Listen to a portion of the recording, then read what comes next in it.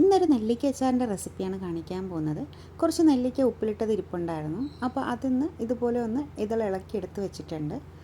ഒരു ചട്ടിയിലോട്ട് കുറച്ച് വെളിച്ചെണ്ണ ഒഴിച്ച് നന്നായിട്ട് ചൂടായതിന് ശേഷം അതിലോട്ട് കുറച്ച് കടുകും ഒരു സ്പൂൺ ഉലുവയും ചേർത്ത് കൊടുക്കാം. ഇത് രണ്ടും ഒന്ന് മൂത്ത് കടുകൊക്കെ ഒന്ന് പൊട്ടി വന്നതിന് ശേഷം അതിലോട്ട് കറിവേപ്പില ചേർത്ത് കൊടുത്തിട്ടുണ്ട്. ഇനി ഇതിലോട്ട് ഇഞ്ചി വെളുത്തുള്ളി പേസ്റ്റ് ചേർത്ത് കൊടുക്കാം. ഞാനിവിടെ 2 സ്പൂൺ ഇഞ്ചി വെളുത്തുള്ളി പേസ്റ്റ് ചേർത്ത് കൊടുക്കുന്നുണ്ട്. ഇനി ഈ ഇഞ്ചിയുടെയും വെളുത്തുള്ളിയുടെയൊക്കെ ഒരു പച്ചമണമൊക്കെ മാറി വരുന്നത് വരെ നന്നായിട്ടൊന്ന് എണ്ണയിൽ മൂപ്പിച്ചെടുക്കാം. ഇതുപോലെ നല്ലോണം മൂത്ത് കളറൊക്കെ മാറി വരുമ്പോഴേക്കും അതിലോട്ട് ഒരല്പം മഞ്ഞൾപ്പൊടി ചേർത്ത് കൊടുക്കാം.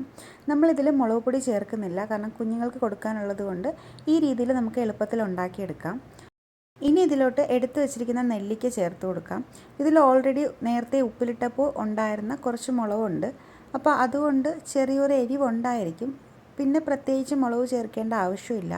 നല്ലൊരു മണത്തിന് വേണ്ടിയിട്ട് കുറച്ച് കായപ്പൊടി ചേർത്ത് കൊടുക്കുന്നുണ്ട്. ഇതെല്ലാം കൂടെ നല്ലോണം ഒന്ന് ഇളക്കി യോജിപ്പിച്ച് കൊടുക്കാം. ഈ ഒരു അച്ചാർ ഡ്രൈ ആയിട്ട് മതിയെങ്കിൽ നമുക്ക് ഈ ഒരു സ്റ്റെപ്പ് വെച്ചിട്ട് നിർത്താവുന്നതാണ്. പക്ഷെ നമ്മളൊരു കറി ടൈപ്പിൽ, അതായത് കുറച്ച് ചാറ് കൂട്ടിയാണ് എടുക്കാൻ ഉദ്ദേശിക്കുന്നത്. അതുകൊണ്ട് മാത്രം ഒരല്പം വെള്ളം ഒഴിച്ചു കൊടുക്കാം. വെള്ളം കൂടി ഒഴിച്ച് നല്ലോണം ഒന്ന് ഇളക്കി മിക്സ് ചെയ്തതിന് ശേഷം നമുക്കിതൊന്ന് കുക്ക് ചെയ്തെടുക്കുകയാണ് വേണ്ടത്.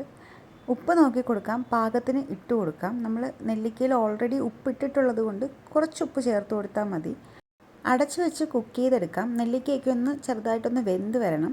വെള്ളം പോരാൻ തോന്നിയത് കൊണ്ട് നമ്മൾ കുറച്ചുകൂടെ വെള്ളം ചേർത്ത് കൊടുത്തിട്ടുണ്ട്. കുഞ്ഞുങ്ങൾക്ക് കൊടുക്കാനായതുകൊണ്ട് കുറച്ച് ചാറ് വേണമെന്ന് തോന്നി, അതുകൊണ്ടാണ് വെള്ളം ഒഴിച്ചു കൊടുക്കുന്നത്. ഇതേ കണ്ടില്ലേ, വെള്ളമൊക്കെ നല്ലോണം വറ്റി നെല്ലിക്കയൊക്കെ കുക്കായി കിട്ടിയിട്ടുണ്ട്. അപ്പോൾ ഒത്തിരി എരിവില്ലാതെ കുഞ്ഞുങ്ങൾക്കൊക്കെ അച്ചാർ കൊടുക്കാനാണെങ്കിൽ ഈ റെസിപ്പി എന്തായാലും ഒന്ന് ട്രൈ ചെയ്ത് നോക്കണേ. അടുത്ത വീഡിയോയിൽ കാണാം.